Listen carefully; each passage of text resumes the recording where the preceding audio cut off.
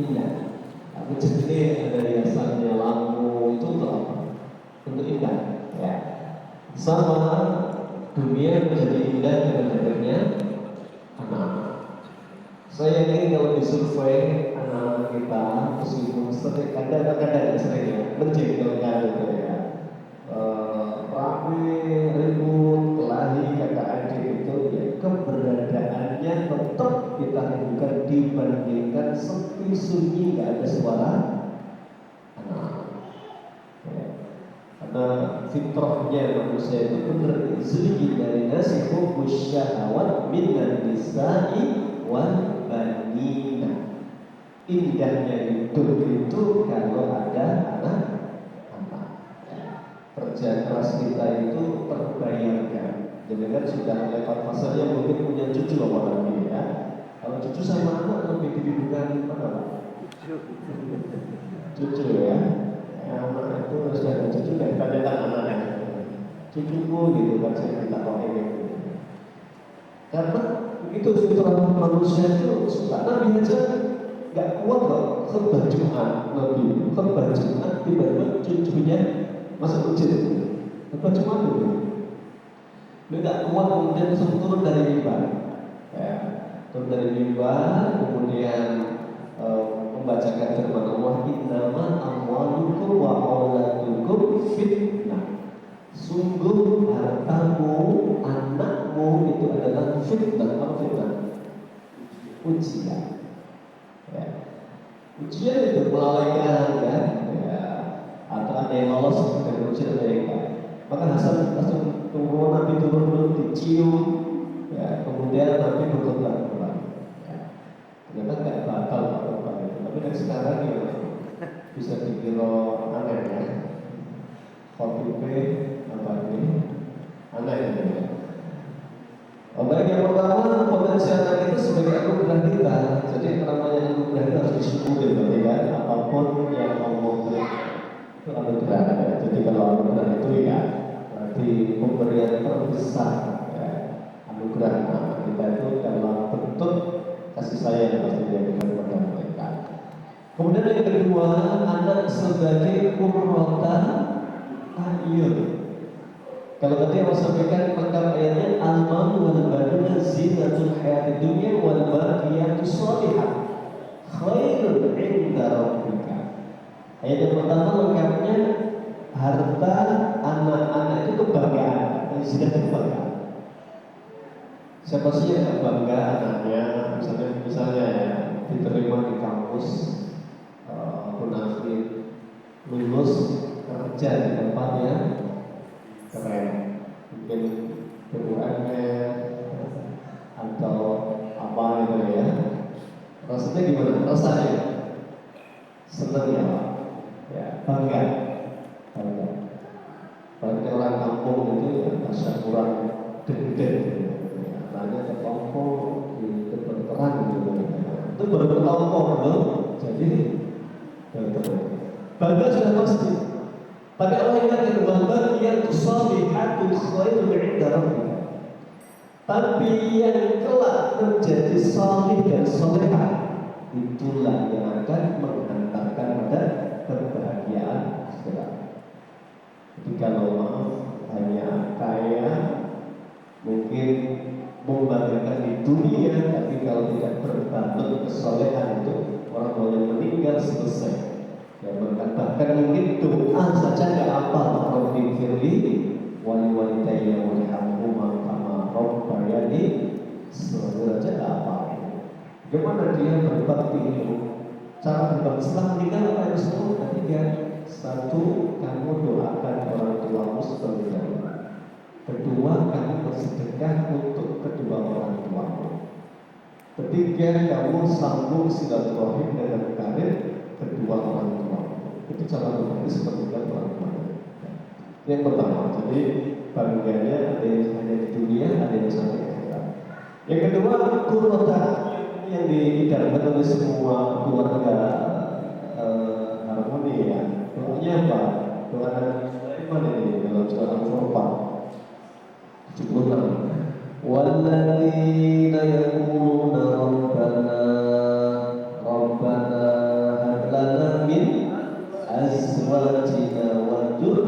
dzurriyyatina qurrata a'yun. Orang-orang yang soleh itu doanya adalah Rabbana ya Allah hablana, anugerahkan untuk kami min azwajina, dari pasangan-pasangan kami, ya, wa dzurriyyatina, dan dari keturunan kami qurrata a'yun, penyejuk mata. Jadi kalau doanya itu kalau yang membahas dengan detail, ternyata ini doanya suami. Karena suami itu ketika berdoa, Nabi Ibrahim yang pertama doanya. Nabi Ibrahim yang sebagai suami dia berdoa, Rabbana ya Allah hablana min azwajina, anugerahkan untukku istri yang apa? Menyejukkan mata. Wa dzurriyyatina, baru keturunan. Ini kalau di ilmu tentang bahasa, kenapa kok mintanya pasangan dulu sebelum keturunan? Ya logis saja kan, dan mungkin ada anak kalau nggak ada istri kan, logikanya begitu. Tapi jawaban paling benarnya menurut ahli tafsir, karena anak yang saleh dan saleh itu akan lahir dari istri yang salihah. Jadi kalau berharap anaknya saleh, maka suami pertama apa? Mensalehkan istrinya. Tugas setiap suami. Karena nanti istri yang soleh itu akan menjadi al-ummu madrasatul ula, ibu itu pendidik yang pertama. Jadi pertama itu yang paling menentukan. Maka kalau ada kisah-kisah dengan apa ya, keluarga yang nggak ideal itu ada 4 di Quran itu, di surat At-Tahrim. Ada keluarga bukan ideal, ada jenis 4 keluarga yang surat Tahrim itu. Satu keluarga Rasulullah, itu tentu keluarga yang ideal, tetapi Allah menyampaikan di ayat surat itu, ini keluarga yang bukan tanpa problem. Sama dengan kita, Nabi itu mengatakan innama ana basyarun mislukum, saya ini manusia biasa seperti kalian. Rumah tangganya yang ada konflik, istrinya yang pernah ngambek, bahkan istri-istri Nabi pernah kompak apa? Minta tambahan uang belanja, ya, sampai Nabi pusing itu. Pernah nggak pulang ke rumah berhari-hari setelah berkali hujan itu, kadang-kadang pulang ke rumah berusaha menggarwane itulah apa muda ya, gitu. Sampai nanti Allah turunkan satu ayat surat At-Tahrim itu, ya nisa an-nabi, hai istri-istri Nabi, ya in kuntunna turidul hayatad dunya fata'alaina, kata Allah. Sampaikan kepada istriku Muhammad Rasulullah, ya ayuhan nabi, ya nisa an-nabi, hai istri-istri Nabi, kalau kalian ingin kaya di sini, kata Allah, fata'alaina, usil umatikunna, minta apa? Akan saya mintakan kepada Allah, akan dikabulkan. Tapi ustarikun nasarohan jamilah, tapi Allah memerintahkan saya untuk mencerai kalian dengan cara yang jamilah. Jamilah itu cara baik-baik. Tak gawe sugih, tak balikin yang disol, ya. Tak balikin ke orang tua. Ayo silahkan semuanya istikharah, nggak usah dijawab di sini. Di ayat ini. Ya. Jadi dipraktekkan dari istri ya Pak. Nanti dari istri kalau belanja terus pilih pada ke kampung mudah belajarnya gitu. Karena kita bukan Rasulullah, itu Rasulullah. Saya tapi menangis semua, minta maaf ya Rasulullah, karena sudah membebani pikiran beliau. Ya. Baik, itu pilihan pertama. Sugih tapi tak tegang. Pilihan kedua, ya, ikutunlah kalau kalian menghendaki kehidupan akhirat begini, Allah pilihkan untuk istri Nabi. Ya sederhana, kan Nabi nggak pernah 3 hari itu apa masak. Ya sehari Senin masak, Selasa masak, Rabu mesti nggak ada yang dimasak. Poso Nabi itu selalu begitu, siklus hariannya begitu. Nggak pernah 3 hari Nabi masak, nggak pernah. Betul-betul. Senin, Selasa bolong, nanti Kamis, Jumat masak, Sabtu bolong, terus begitu. Itu Aisyah yang menceritakan. Maka dengan pernah mendengar Nabi pulang dari masjid, masuk rumah, nanya, masak apa hari ini? Nggak masak. Datang ke rumah sebelahnya istri yang lain, masak apa deh hari ini? Nggak masak ya Rasulullah. Sampai ke 9 rumah nggak masak itu. Kemudian Nabi simpelnya mengatakan, "Idan asu dan saya puasa saja."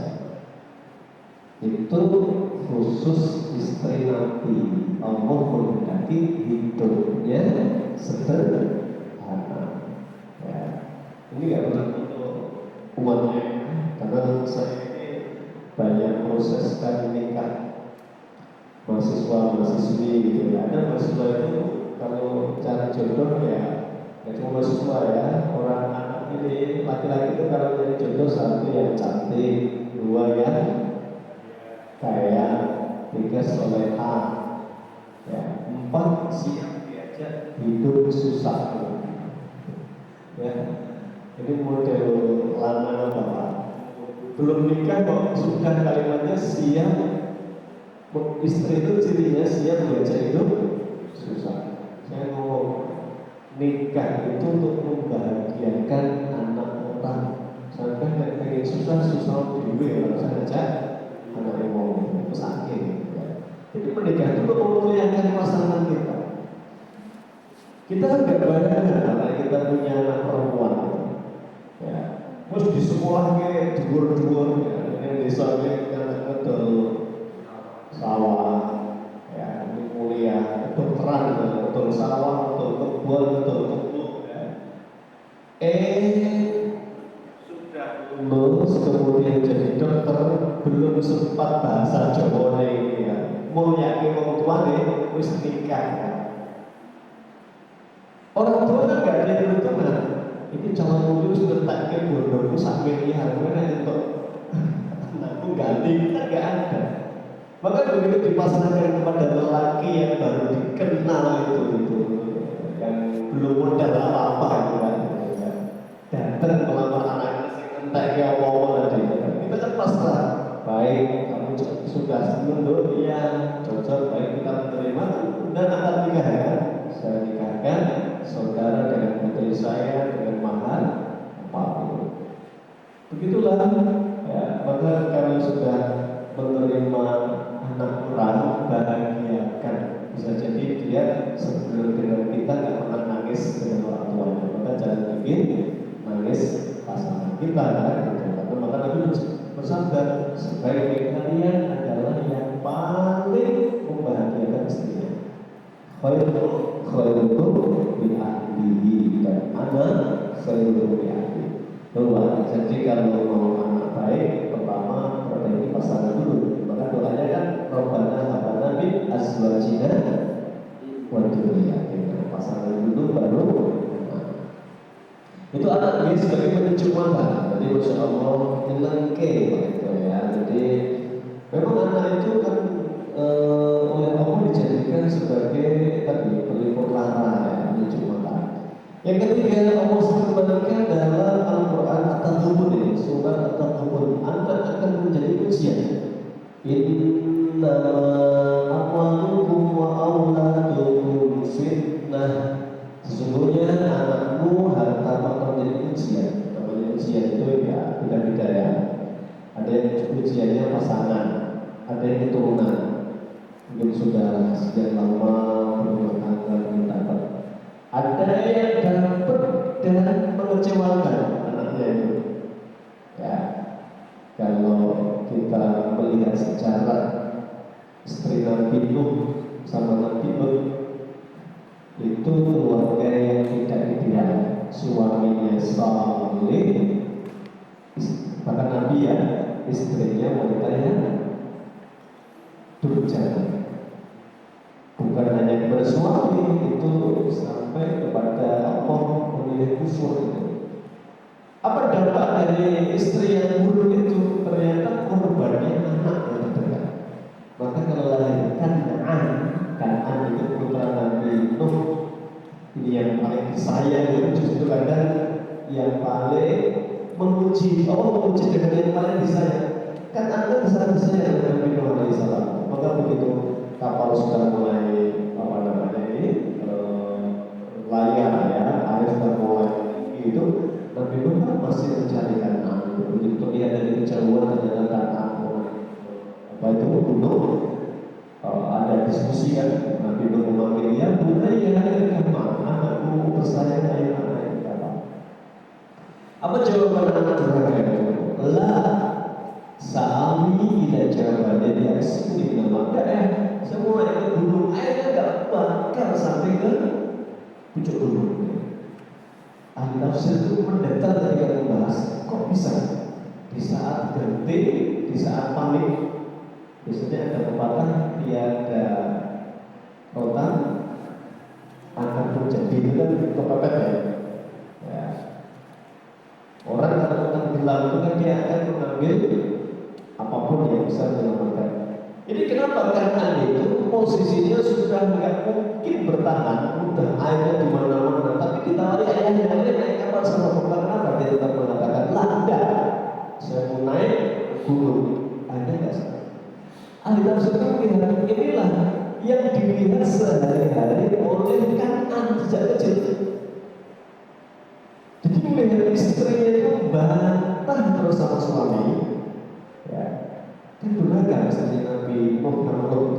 Hari-hari melawan suami, nyusun strategi sama teman-temannya yang nggak suka dengan Nabi kan. Dan bayangkan hari-hari yang dilihat adalah hari-hari perlawanan ibunya kepada bapaknya. Maka dia belajar dari mana berarti? Belajar bantah dari siapa? Dari ibunya kan? Sebaliknya tadi yang tadi cuma tadi kenapa Nabi Ibrahim doanya Rabbana hab lana min azwajina. Jadi kan boleh lihat nanti kisah di surat As-Safa. Ketika Nabi Ibrahim yang bahasa sekarang nggak tanggung jawab ya, nggak mau punya anak itu kan, kemudian ketemu sekali, kemudian mimpi diomongin, aneh atbahuka, bapak ibu sudah nyembelih kamu. Apa jawaban anak sekolah itu? Ya abatif al-matuman, ayah, kalau itu perintah Allah, kerjakan saja. Tafsir juga membahas kenapa kok bisa sehebat itu jawaban anak. Ternyata karena hari-hari yang dilalui anak ini bersama ibu yang salihah, yang selalu kalimatnya positif tentang suaminya. Ayahmu itu dipakai kekasih Allah, nabi pilihan Allah. Andaikan bukan karena menjalankan perintah Allah, inginnya sama kita, tapi ayahmu punya tugas di mana? Hebron, Palestina. Berdakwah bisa. Ayah ini dikubur. Itu kan kalimat-kalimat positif tentang suami. Jadi dia anak sudah bayar itu, ayah hebat ya, ini bahkan ketemu ayahnya. Maka begitu yang hari-hari yang kalimat yang bagus tentang suami, maka begitu ketemu itu pertemuan yang sangat dirindukan. Maka ketika ayahnya ngomong, saya sebenarnya beli kamu, anaknya jawab, ayah kalau itu boleh kamu jaga saja, saya sangat berjaya. Ini gak mungkin keluar dari lisan kalau ibunya itu selalu provokatif. Misalnya ngomong, kamu kalau gede jangan kayak bapakmu, orang tanggung jawab, ya, dia tinggal tak tahu diri. Tuh, kira-kira dari kalimat terus itu yang pertama. Kok bapaknya tekong, apalagi ngomong lain bapak menyebelahkan apa kata-kata anaknya. Pasti ngelawan. Ini kunci pasangan itu disebut dulu hablana min azwajina baru dunia. Jadi pasangan itu paling menentukan untuk anak-anak kita. Yang terakhir, anak menjadi musuh dalam Al-Quran ya. Inna min azwajikum wa auladikum aduwwan lakum, kata Allah. Sesungguhnya pasanganmu, anakmu akan menjadi musuh untukmu. Sudah muncul lagi kan? Ya, beserta ibunya yang Nabi Nuh alaihissalam, istri Nabi Nuh Muhammad dan suaminya bahkan mengumpulkan massa untuk mengalahkan suaminya. Wallahu a'lam mahasiswa itu bagian dari potensi anak kita ya. Bisa jadi kebanggaan dunia, bisa jadi menunjukkan mata dunia dan akhirat, bisa jadi ujian yang terus akan menguras ya, kesabaran kita, atau menjadi musuh yang akan melawan kita ya, di dunia dan akhirat. Alhamdulillah, maka kalau sebagai anugerah disyukuri ya. Kemudian kalau sebagai petunjuk mata, ini amanah dirawat ya. Dan kalau sebagai ujian disabar. Kalau sebagai musuh ya waspada, karena semua berpotensi ya. Masih menyisakan satu kedua ayat ya tentang keutamaan infak dan penyesalan orang-orang yang menyia-nyiakan kesempatan. Wa anfiqu mimma razaqnakum min qabli ayatiya ahadakumul maut, dan infakkan harta